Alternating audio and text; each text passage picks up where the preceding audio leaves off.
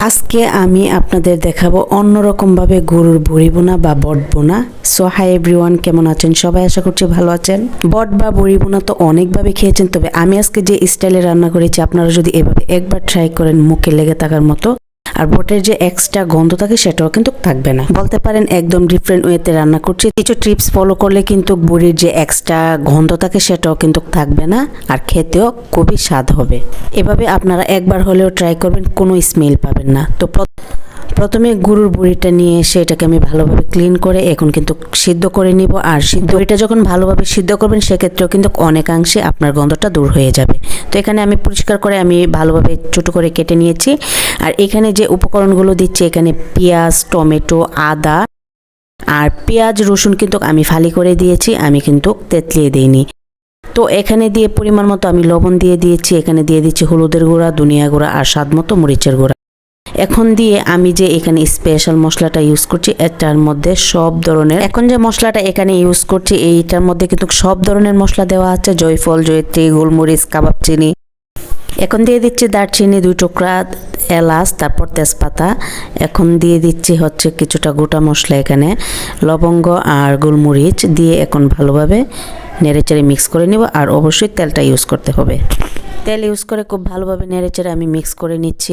আর এই পর্যায়ে কিন্তু আমি কোনো প্রকার পানি অ্যাড করব না, এর থেকে কিছুটা পানি ছেড়ে দিবে। আর এইখানে যেটা ইউজ করছি এটা হচ্ছে পোলাও পাতা। আপনার হাতের কাছে যদি থাকে তাহলে অবশ্যই ইউজ করবেন, এটাতে কিন্তু অনেকটা স্মেল দূর হয়ে যায় আর এটা থেকে খুব সুন্দর একটা ঘ্রাণ ছড়ায়।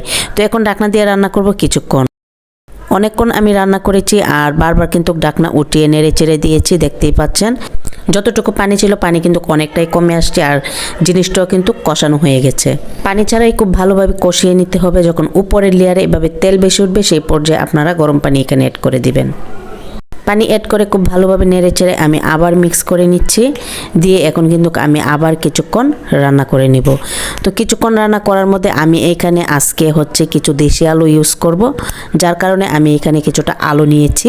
এই আলুগুলো আমি এই বুড়িতে ইউজ করব। আপনারা চাইলে কিন্তু বুড়িটা এমনিতেও রান্না করতে পারবেন, তবে আমি আজকে এই বুড়ির মধ্যে আলু ইউজ করছি আর খেতে কিন্তু অসাধারণ হয়েছিল। আপনারা কিন্তু এভাবে ট্রাই করতে পারেন। তো যখন বলক উঠে আসবে এই পর্যায়ে কিন্তু আমি এখানে আলুগুলো দিয়ে দিচ্ছি। আলুগুলো দিয়ে খুব ভালোভাবে নেড়েচেড়ে মিক্স করে নিচ্ছে। আর এই পর্যায়ে কোনো প্রকার পানি দিব না, আর এটা থেকে কিন্তু সুন্দরভাবে হয়ে যাবে। আর এই পর্যায়ে চুলার আঁচটা থাকবে মিডিয়াম টু লোয়ে। বড়ি রান্নার ক্ষেত্রে আপনি যদি বড়িটা বোনা বোনা রাখেন সেক্ষেত্রে কিন্তু গেস্ট খেতে বেশি ভালো লাগে। এখন নেড়েচেড়ে মিক্স করে আমি আবারও ঢাকনা দিয়ে রান্না করব যতক্ষণ না পর্যন্ত বড়িটা হয়ে আসছে। তো এই পর্যায়ে অবশ্যই কিন্তু চুলার জালটা মিডিয়াম টু লোয়ে রাখবেন, তাহলে কিন্তু খুব সুন্দরভাবে আলুটাও সিদ্ধ হয়ে যাবে, বড়িটাও প্রপারলি সিদ্ধ হয়ে যাবে। তো এই তো ফাইনালি হয়ে গেল। মাশাআল্লাহ, দেখতে পাচ্ছেন কতটা লোভনীয় হয়েছে, খেতেও কিন্তু অসম্ভব মজার। আপনারা এভাবে হলে একবারও ট্রাই করবেন। আমরা কিন্তু অনেকে অনেকভাবে কিন্তু বড়ি বোনাটা করে থাকি, তবে আমার কাছে এটা খুবই টেস্টি মনে হয়েছে, তো সেটাই আমি আপনাদের সাথে তুলে ধরেছি। যদি ভালো লাগে ফ্রেন্ডস ফ্যামিলির সাথে শেয়ার করবেন। ভিডিওটি যারা ফেসবুক পেজ থেকে দেখছেন প্লিজ ফলো করে দিবেন, আর যারা ইউটিউব থেকে দেখছেন প্লিজ সাবস্ক্রাইব করে দিবেন। সবাই অনেক বেশি ভালো থাকবেন। আল্লাহ হাফেজ।